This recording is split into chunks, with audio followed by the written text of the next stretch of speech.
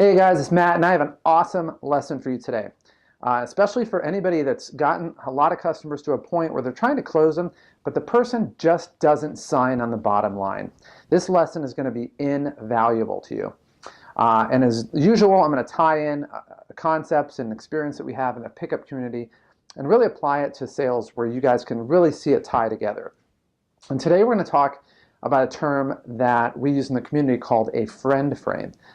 So we're going to start from scratch and we'll kind of get going from there. So we'll start with what a frame is. A frame basically is a mode or a method of how people see you. So in essence, like if you go back to high school, there's always cliques. And so you're either the stoner or the athlete or the geek or somebody in the band, hopefully not. But they're basically just a really easy stereotype that people can just kind of lump you in and kind of assign you. And you get whatever value, high or low, or all the attributes that are in that frame. In the pickup community, one of the things that that I was introduced to was a concept called a friend frame.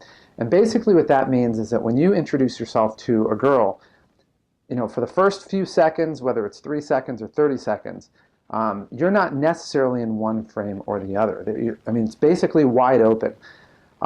But if you don't designate yourself into a frame where she's interested, then you get assigned to what we in the pickup community call a friend frame. What it means is that she's no longer interested in you, you do not excite her, and she doesn't basically see anything long-term happening. And realistically, you're just not a threat. You're not interesting, and you've been cast aside. And really, once you go in the friend frame, it's very difficult, if not impossible, to get out. Well, the reason I'm bringing that up today is that in sales, it's the same thing. And the only difference is that you have heard a lot of excuses and lies even about why this exists and what you can do to overcome it. And basically, what we look at in sales, when you're the friend frame or you're not in the friend frame, if you're not in the friend frame, then those are the people that sign on the bottom line. When you're in the friend frame, those are the people that are kind of either shoppers or looky-loos or people that have expressed an interest. You've talked to them, but they haven't yet bought. And usually they have some excuse, the timing's bad or the money's bad or something's bad, which realistically, and your sales trainers will always tell you, you have to consciously overcome those objections.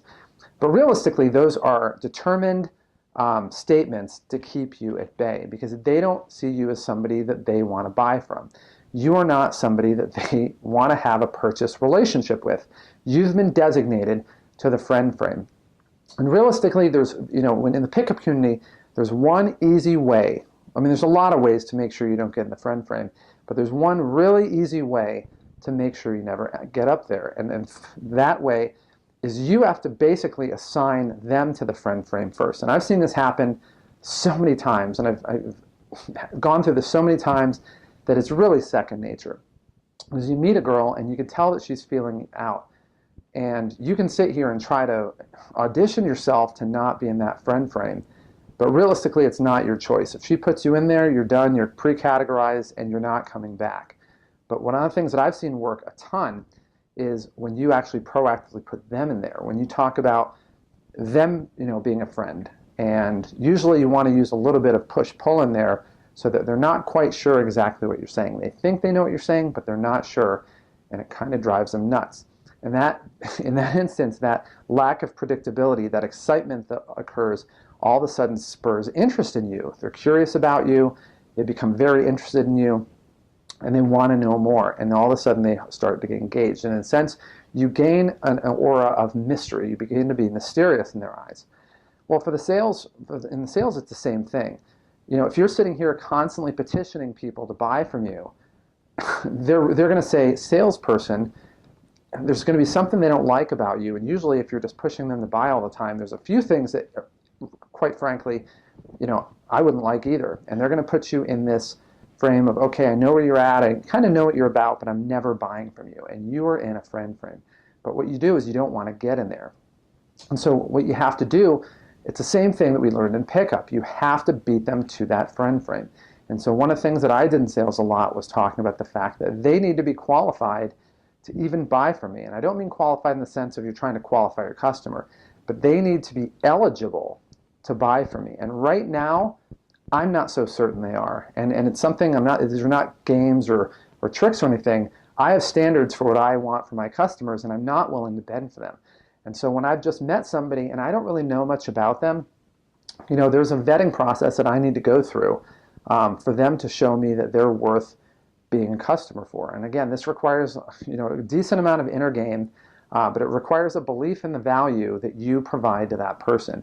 And if you're willing to just hand that value off to anybody, regardless of how they treat you and how they behave, then maybe your product's not as valuable as you think it is. But if you truly believe that your product and what you offer individually is of tremendous value, then you're going to be very, very discriminating on who you allow to have that. So in the sales thing, it's the same thing. You want to basically beat them to the friend thing and saying, look, this is what I have, but I'm not so sure that you're going to be able to handle this. I'm not going to be sure that you're going to be able to afford this, or it's a lot of work, and it's going to be something, whatever the dynamic of kind of the situation is, this is something that I have that's better than any competitor you're going to find out there. And I know that, and I truly believe that you know that as well. But these are the standards that if you're going to be my customer that are going to have to be in play. And you can set whatever ones you want.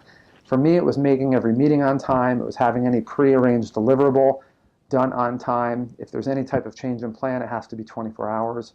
And really, they have to be completely dependable, and they have to pay on time as well.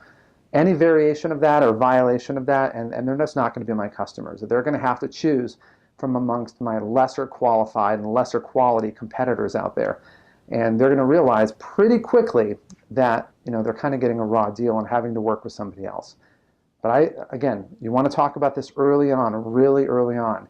And the great thing about this, guys, is when you're telling people, look, I'm not even going to try to close you because you're not eligible yet. It really completely changes the dynamic. They start to be very curious. Who the heck is this guy that's basically saying this? He's not trying to close me. In fact, I'm not even eligible yet. This guy must have some seriously amazing value at play. And that's where your curiosity comes in. That's where you get to be the mystery. And that's where people really start to assign a higher value to you, which makes them want to pay more. It completely eliminates their objections, and it makes them very compliant to the things that you ask them to do. So next time you're with your customer, don't try to sit here and vie to be, out of their friend frame, but turn the tables on them and beat them to the punch. And when you do that, you're going to change how they look at you, you're going to elevate their value, and you're going to have them be willing to be more compliant and to pay more for your products and services. And the cool thing is they will not compare you to any competitor. So all of that nonsense you've had to go through with that is gone.